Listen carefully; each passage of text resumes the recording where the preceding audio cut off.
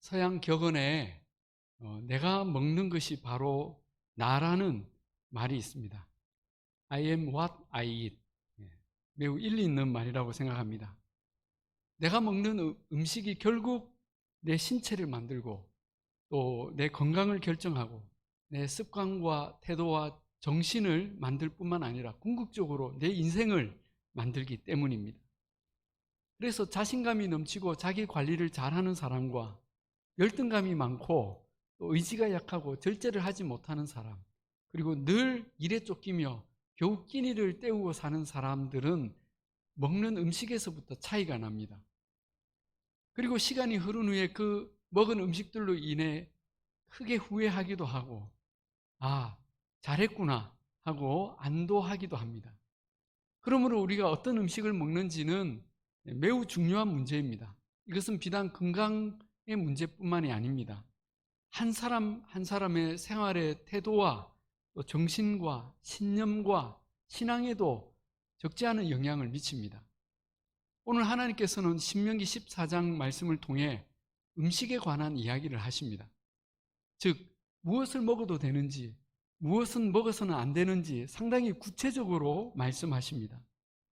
3절에 너는 가정한 것은 무엇이든지 먹지 말라 하시고는 4절부터 4장 끝날 때까지 먹을 수 있는 생물과 먹을 수 없는 생물을 크게 세 분류로 나누어서 설명합니다.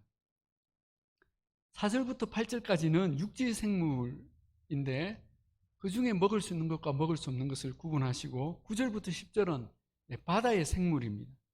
그리고 11절부터 20절은 날짐승 중에 먹을 수 있는 것과 먹을 수 없는 것을 자세히 설명하십니다. 그야말로 육해공 모든 생물을 다 다루십니다. 그런데 성경을 읽어보신 분들이라면 이 본문을 읽으면서 대부분 의아해들 하셨을 것입니다. 육지 동물의 경우에 크게 두 가지 기준을 적용하는데 굽이 갈라지고 대새김질을 하는 이 두 가지 조건을 다 갖춘 짐승은 먹을 수 있다 하시면서 소, 양, 염소, 사슴, 노루, 사냥 등은 먹을 수 있다고 하셨습니다. 그런데 이 두 가지 기준 중에 하나라도 충족되지 않는 동물들, 즉 낙타, 토끼, 사반, 이건 바위 너구리라고 해요. 그리고 돼지는 먹을 수 없다고 하셨습니다. 먹을 수 있는 것 중에 소, 양, 염소 있는 것은 참 다행인데 돼지를 먹을 수 없다니요. 갑자기 이제 마음이 좀 움츠러들죠.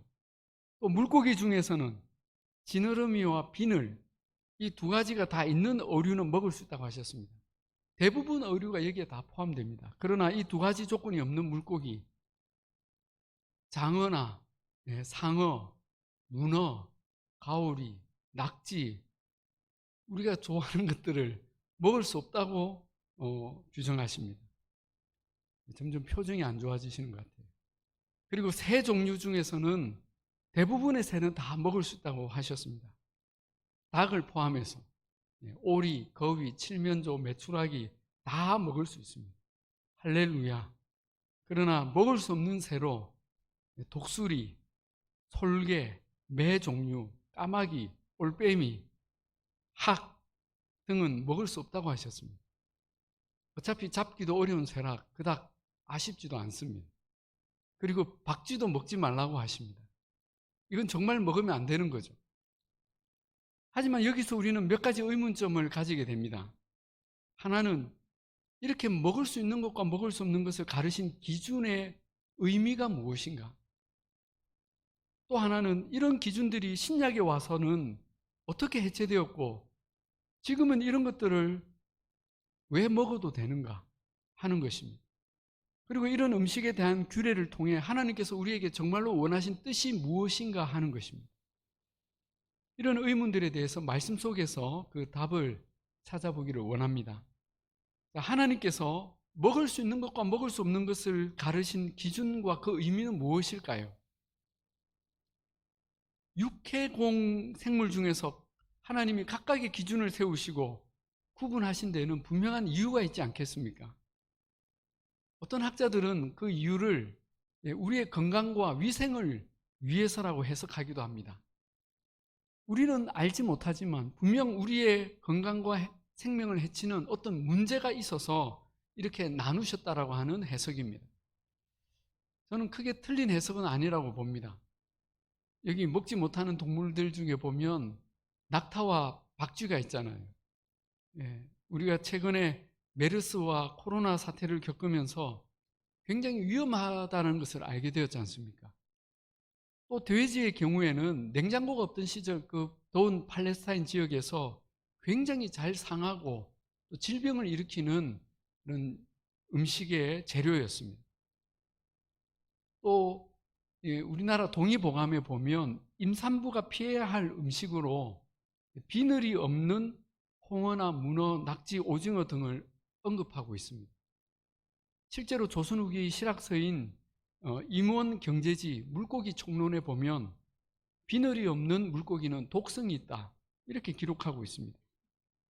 그리고 서양에서도 이 말씀이 실제로 건강과 보건에 어떤 상관관계가 있는지를 과학적으로 계속 연구하고 그 결과가 보고되기도 합니다. 완전한 건 아니에요. 또 새들 중에서 먹지 못하는 것들의 대부분이 독수리나 올빼미, 매 같은 맹금류에 속합니다. 사실 맹금류들은 하나님이 세우신 생태계의 관리자라고 할 수 있습니다.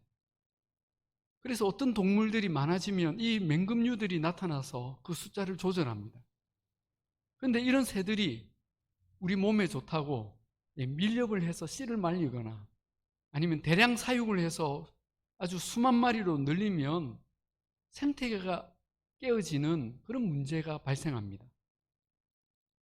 닭이나 오리, 메추라기 등은 아무리 많아도 괜찮잖아요. 그런데 여러분, 하나님께서 이렇게 먹을 수 있는 것과 먹을 수 없는 것을 나누신 진짜 이유가 이런 건강이나 보건, 생태계 때문에 그렇게 하신 걸까요? 물론 이 규례에 그런 이유도 있겠지만 이런 해석이 이런 규례를 만드신 하나님의 정확한 의도를 다 설명한다고 보기는 어렵습니다. 이것은 마치 에덴 동산의 선악과는 독이 있어서 안 먹는 게 좋았다라는 해석처럼 왜곡될 수가 있습니다. 여러분, 이 규례의 이유와 의미를 푸는 열쇠는 바로 하나님께서 자기 백성을 위해 이 명령을 주셨다는 데 있습니다. 즉, 하나님께서는 자기 백성들이 거룩한 삶을 살도록 자신의 주권으로 이 기준을 정하신 것입니다. 본문 2절을 보십시오. 너는 내 하나님 여호와의 성민이라. 여호와께서 지상 만민 중에서 너를 택하여 자기 기업의 백성으로 삼으셨느니라 하십니다. 여기서 주목해야 할 단어는 하나님의 성민입니다. 하나님의 성민, 즉 하나님의 거룩한 백성, 지상 만민 중에서 특별히 택하셔서 하나님의 기업이 되게 하신 그 특별한 사람들이 우리라고 말씀합니다. 이 특별함은 그 앞에 1절에서 더 확실하게 선언되고 있었습니다. 너희는 너희 하나님 여호와의 자녀이니, 여호와의 자녀이니. 여러분, 세상에서 이보다 더 특별한 신분이 어디 있겠습니까?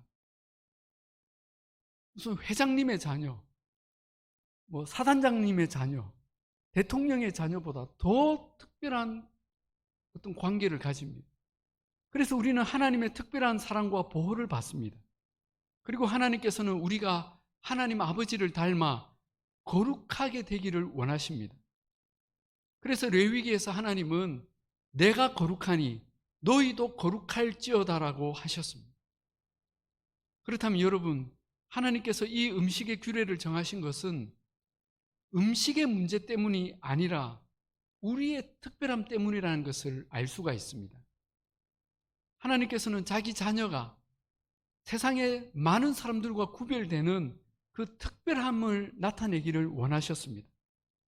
그 특별함이 종교의 영역에서만 아니라 일상의 모든 영역에서도 나타나기를 원하셨습니다. 그래서 입는 것, 먹는 것, 마시는 것, 말하는 것, 행동하고 즐기는 것, 일하는 것, 추구하는 것 등등 모든 일상의 영역에서 세상과는 다른 특별함을 나타내기를 원하십니다. 그래서 1절에 잠깐 나오는 규정이지만 너희는 하나님의 자녀이니 죽은 자를 위하여 자기 몸을 베지 말며 눈썹 사이 여기죠. 눈썹 사이 이마 위에 털을 밀지 말라. 여러분, 이거 옛날에 중학교 때 제가 학생 주임 선생님에게 당해본 적이 있는 그런 헤어스타일인데, 그런데 이런 행위들이 이스라엘 백성들이 이제 가나안 땅에 들어가게 되면 보게 될 수많은 세속 문화, 우상 문화의 한 모습이었고 그들과 동화되어 가는 삶의 한 방식이었다는 것입니다. 그게 그들의 패션이었고 문화였다는 것이죠.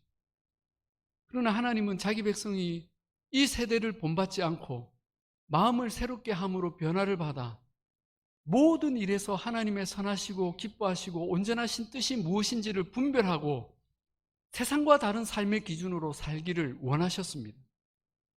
그러므로 하나님께서 이 말씀에서 주목하신 것은 거룩한 백성입니다.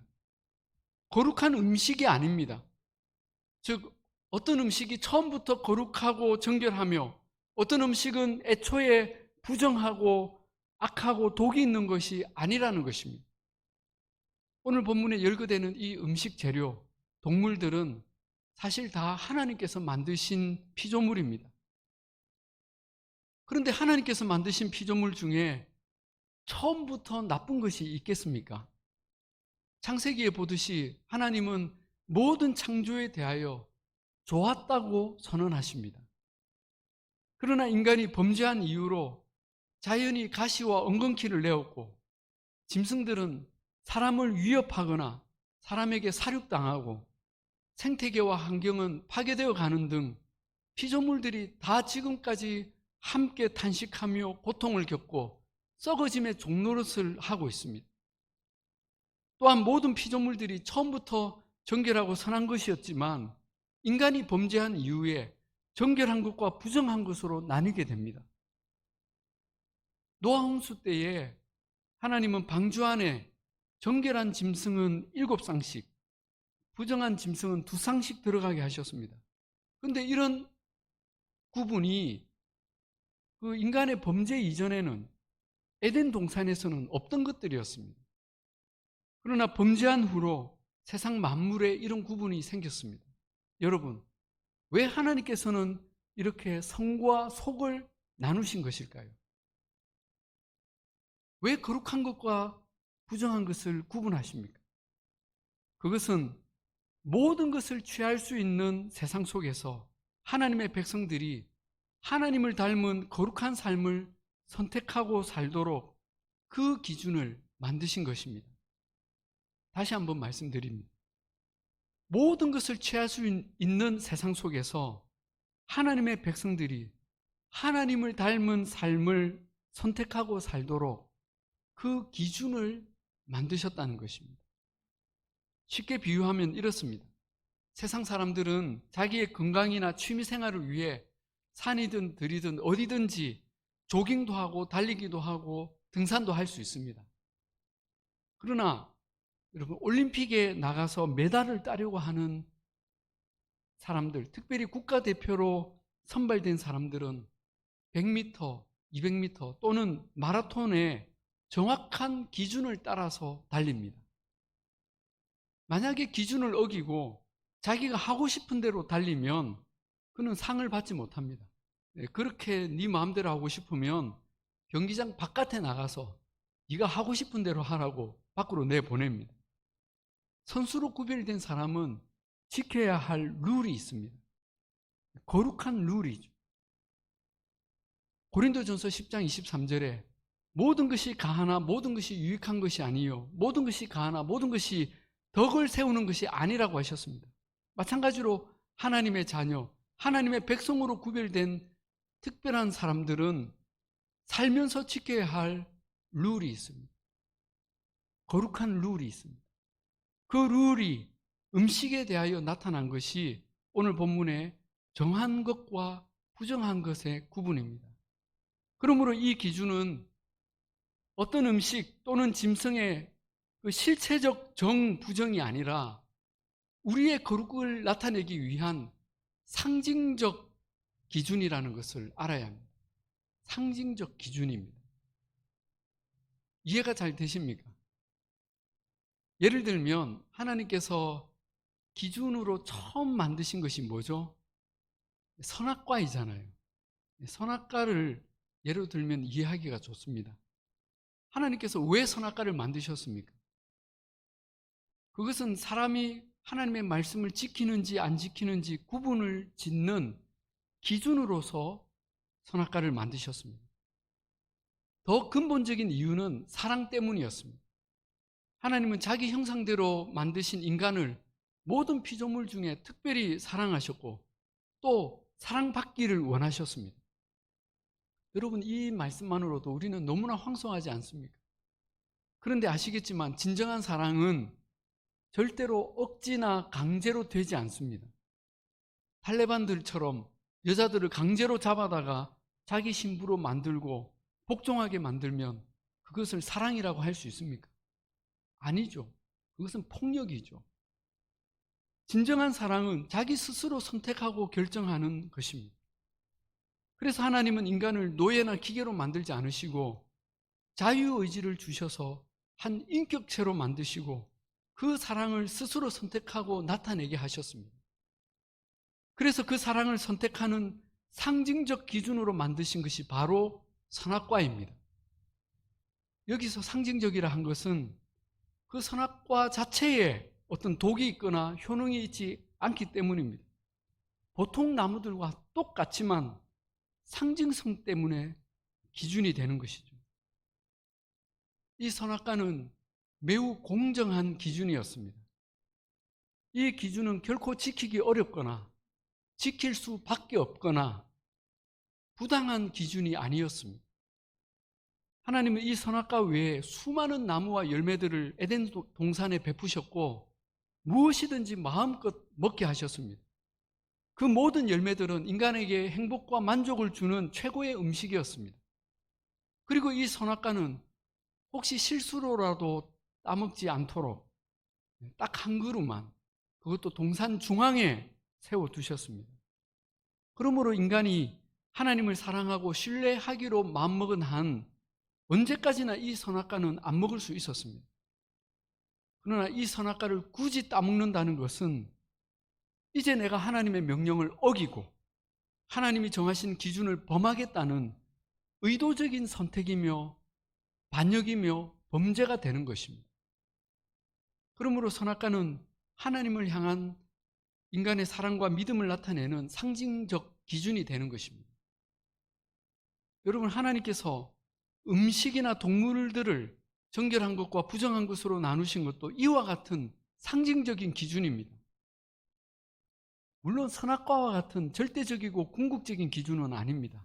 그러나 우리의 삶에서 내가 그래도 하나님을 사랑하고 하나님 말씀대로 살며 하나님이 기뻐하시는 삶을 살기로 그렇게 선택했다면, 그런 마음을 가졌다면 그 기준으로서 이 음식 규례는 중요하였습니다. 그렇다면 왜 지금 신약 시대에 와서는 이 기준을 그대로 지키지 않습니까? 왜 그럴까요? 그것은 예수 그리스도 이후로 중요한 변화가 생겼기 때문입니다. 즉, 예수님께서 오셔서 정결한 것과 부정한 것, 거룩한 것과 속된 것의 기준을 온전한 의미로 고쳐주셨기 때문입니다. 다시 말하면 구약의 음식 규례는 무엇을 먹고 먹지 않는 것으로 하나님을 기쁘시게 하는 기준이었다면, 예수님은 무엇을 먹든지 마시든지 하나님의 영광을 위하여 취하는 것으로 거룩의 개념을 성화시키신 것입니다. 이것은 훨씬 성숙하고 온전한 의미의 거룩입니다. 여러분, 어린아이 때는 부모님을 기쁘시게 하는 것이 굉장히 단순합니다. 그저 부모님 하라는 것 하고 하지 말라는 것 안 하면 됩니다. 그러나 평생을 살면서 언제까지나 그렇게 하면 그것은 부모님의 기쁨이 아니라 근심거리가 되겠죠. 사람이 성숙해지고 어른이 되면 이제는 부모님이 일일이 뭘 먹어라, 먹지 마라, 뭘 입어라, 해라 말하지 않습니다. 이제는 어릴 때 금했던 것도 취할 수가 있습니다. 그러나 어떤 일이든 이제는 이것이 과연 부모님을 기쁘시게 하는 일인가의 기준으로 스스로 선택하고 결정합니다. 예수님은 구약의 정결 규례가 보여준 이 상징적 원리 위에서 하나님의 선하시고 기뻐하시고 온전하신 뜻이 무엇인지 스스로 선택하며 행동하였습니다. 그래서 예수님은 바리새인들과 수없이 충돌하셨습니다. 예수 당신은 어떻게 저런 이들과 가까이 지낼 수가 있어? 어떻게 안식일에 그것을 먹고 그런 일을 행할 수 있단 말이요? 하면서 수없이 충돌하고 싸웠습니다. 바리새인들의 거룩은 무엇을 하고 하지 않는 것의 문제였습니다. 그러나 예수님은 그 수준을 넘어서 이 일이 하나님에게 영광이 되는가 하는 것으로 거룩의 기준을 삼으셨습니다. 그래서 바울은 고린도전서 10장에서 예수님이 새롭게 정의하신 거룩을 이렇게 풀어냅니다. 그런즉 너희가 먹든지 마시든지 무엇을 하든지 다 하나님의 영광을 위하여 하라. 여러분, 이 기준이 내 삶의 기준이 되면 우리는 더 이상 몽학 선생 같은 초등교사와 같은 율법의 규정 아래에 매이지 않아도 됩니다. 성경의 율법이 다 말해주지 않는 수많은 세부 규정을 위해서 유대인들처럼 수십 건의 장로의 유전을 만들지 않아도 됩니다. 어떤 분은 담배를 피우지 말라는 말이 성경에 없는데 피워도 되나요? 라고 하시는데, 여러분, 더 이상 바리새인들처럼 어린아이 수준의 율법 준수자가 되려고 해서는 안 됩니다. 내가 담배를 피우는 것이 정말로 덕이 되고 하나님께 영광이 되는 일이라면 당당하게 하십시오.